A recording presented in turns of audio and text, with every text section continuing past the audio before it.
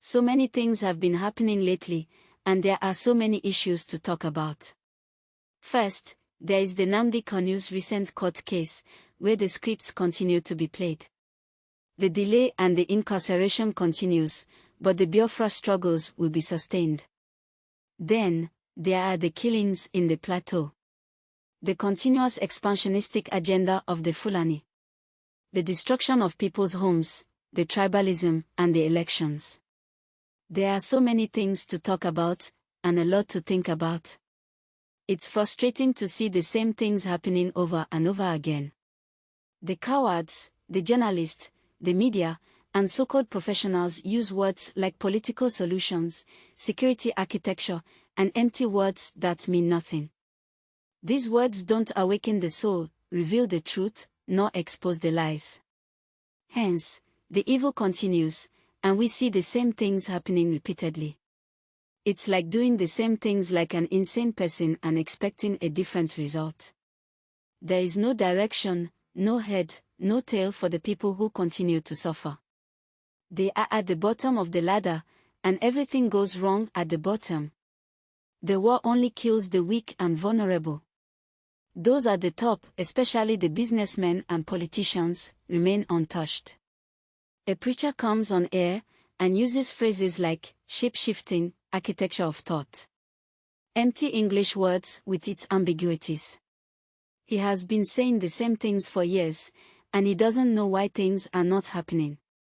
That's interesting. A preacher who should know and speak directly, clearly, and truthfully to bring the light in. A preacher is now a politician that speaks with both sides of the mouth. They belong nowhere, only where their needs can be met. They play to the gallery, play with our lives, only to preserve theirs, which they really can't, cause all men will die. Please listen to these men, but only one spoke the truth that troubled the powers that be. So what I'm saying is, whatever I say, there's nothing I'm saying now that I've not said before. Not once, not twice, not for the often time. So what has it changed? So how does saying it again make any difference? What have I not said but about this matter? General, yes. The blood flow, the bloods are speaking, the bloods of those people too are speaking. We should never forget that. General, I get you. You've talked ad nauseum, you're tired. But the blood of those people that'll never celebrate Christmas too are speaking. They're speaking to all of us. Yes. If you know the danger, the risk, the vulnerability I've exposed myself to in pursuing this thing, I move around. I've talked to elder statesmen. Apart from coming on TV, I've been everywhere. I've talked to elder statesmen on all sides. Short of giving up, which I'm not configured to do. Not by my setup, my training and exposure. There is no giving up about anything until solution is achieved. That's why I'm still even engaging at all. But there is really nothing I'm going to say that has not been said, that I've not shared, that I've not written about, that I've not shared even with those who are in charge, who are supposed to take action. So for me, it's deja vu. So it's left for the powers that be to be willing to address the solutions that have been preferred. Take, for example, let's even look at it. Let's look at the national security apparatus from top to bottom. Nothing has changed. Nothing has changed. We are the only nation I know that have a kind of security architecture that we have that is so flimsy, that is so free, where operators operate like emperors, do what they like, how they like, when they like, if they like. We are the only nation that I know from all my studies and travels that I operate this, and yet we still want to solve a problem, and we have not changed anything that will help us solve the problem. Well, General. Okay, before then, I would quickly like to correct, or rather advise my co-discussant. He's from a legal background. Security is not as simple as he's painting it. I mentioned earlier on that this matter is complex. we should avoid the simplistic explanation that seems to be out there in the open media. He needs to study this more. I live in Plateau State. It's what I do. It's my expertise, and I can tell you it's a complex matter. It's not as simple as the narrative is. So he should take a step back and study the situation and understand what is happening on the plateau. The deaths are condemnable, but we need to know who is behind those deaths. The simple explanation that we're hearing, I can bet you it's a little bit more complex than that. Now, with regards to your question... Doesn't that happen? It does. You know, when I worked with the DSS in 2007, because when Yaradua approved the operational order that we did, we now have to work together as a team. He actually forced all of us to sit down together and work together. I was surprised at the tremendous amount of information had by DSS. I was shocked. We in DI, I was in Defense Intelligence Agency, and when they were forced to bring out the files, I was shocked. They have so much information at DSS presently as I'm talking about what I'm talking about. They have. But you see, if a fish is going to get spoiled, it's going to start getting spoiled from the head. The DSS will not do anything except the Commander-in-Chief's body language shows that this is the direction I want to go. That is where the problem is. The DSS has tremendous information. By the time 2023 is here and somebody take over and wants to undo some of this evil that I've seen in this country, you'll be surprised names that the DSS will bring out. They have the information. There's nothing I'm going to say here that they don't have. The defense headquarters have the solution for the kinetic aspect. They do. I'm not going to come here to advise them. I work with them, and they're still there. The Chief of Naval Staff was in the intelligence with me. We were together in Defense Intelligence Agency. That's Vice Admiral Gambo. I know these people are good. They know what to do. It's not that they have problems. It has to do with politics, the sponsors, people that feel that this country should be Islamized. You know, assuming but not conceding that, that all of this is the case. So what is the end game? Because I imagine as a strategist, that's what you think about. So these things are happening. What is the end game? So why will this be allowed to fester? For what purpose? The end game for them, because we did, normally when you want to look at this type of challenges, what you do is that you go through what we call the intelligence circle, okay? When you do the processing and you do the analysis before dissemination point, you discover that the end game for them is to just turn this country into like a Taliban type of country. And it's a mindset. And anything goes. In other words, 10% casualties, 20% casualties is allowed in trying to achieve the end game of Islamizing this country. That's for the terrorists, the bandits. It's not for the terrorists and the bandits, for the sponsors. Because I told you, and I will repeat on this channel, the sponsors of Boko Haram and the bandits are the problems. And defense headquarters, the army headquarters, the naval headquarters, the air force cannot do anything about that. Buhari has to do something about that.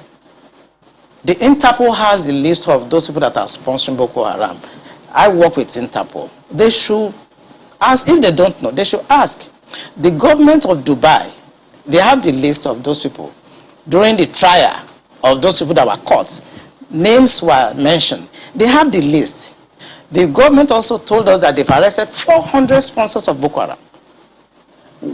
Why should the government not try those people and bring peace and harmony and safety to this nation? Why won't the government do that? Those people that are going to harass cadets and officers in NDA, they live around the place. I know NDA very well. I was in Georgia, I was in NDA as young officers, and I know the area very well. They live around the place. So why can't you put up a blimp that can see what they are doing in real time and eliminate them? Why won't you do that? In fact, there were more details saying that some persons slept up, but we'll come to that hopefully. Markwa has got some questions for you. Markwa, go ahead, please. Thank you, Chamberlain. Much as we're looking at it looks like we're looking at the remote causes. The immediate causes, I think, is what is worrying a lot of people in terms of the significance of the attack. For some people, they're wondering what do you think were the bandits trying to pass home a message when they chose the National Defense Academy as the area of the attack? I mean, as the area they decided to attack? Because normally people know that military installations, for instance, if you were to, I mean, you've talked about how the military institutions are usually open to the public on Fridays. There'll be questions as to this attack did not happen on a Friday, it happened on a Tuesday. So the guards were supposed to have been up. So there'll be questions as to what happened, how was the perimeter breached, what about the guards that are usually mounted on, watchtowers, what were they doing? Were they asleep? There'll be areas where there are CCTV cameras. What happened in those areas as well? There are huge questions around that. And then the significance, what gave these bandits the audacity, the temerity to be able to say, this is going to be the area we want to attack today? Do you have any questions roaming in your head in terms of, what were they trying to really achieve beyond? Because some people say this is not about ransom. Maybe they want to take a ransom, yes, maybe. But it looks like they were trying to send home a message. Yeah, thank you, Makwe. You just got it right. They just want to send a message. And this is what terrorists do. And what the Buhari government should do is to tag these people as terrorists. What they want to do is to send a message to create fear and to show the military that we can come for you and there's nothing you can do. You may not know, I don't know whether it's out in the news, that the major has been killed. Belongs to some groups, and I know about 3 hours ago, his body was found. He has been killed. So, it's not about ransom. I just want to confirm to Makwe that she is right. It's not about ransom. They just want to pass a message. We can come in. We can do what we need to do. And there are some hardliners in this government that are sponsoring this kind of narratives. They just want to show that they can Islamize this country.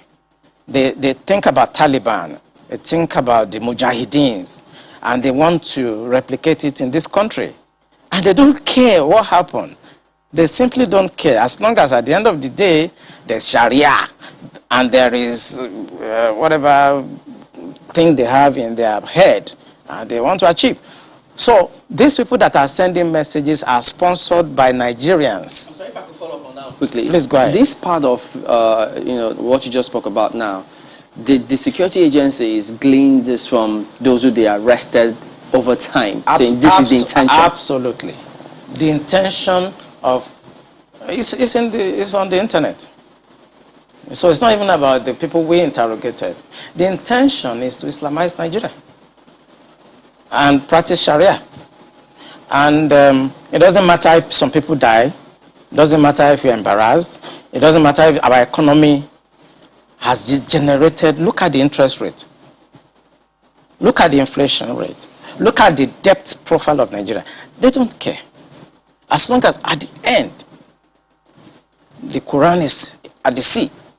So some people in this country have this mindset. And we must tell the truth. If you tell the truth, you die. If you don't tell it, you die. Some people have this mindset to Islamize the nation. And they are in the government. And people know them. The DSS know them. The NIA know them. The DIA knows them. Because it is the DIA that conducted the operations, that arrested these sponsors. So they know them. Why is the government, the commander-in-chief of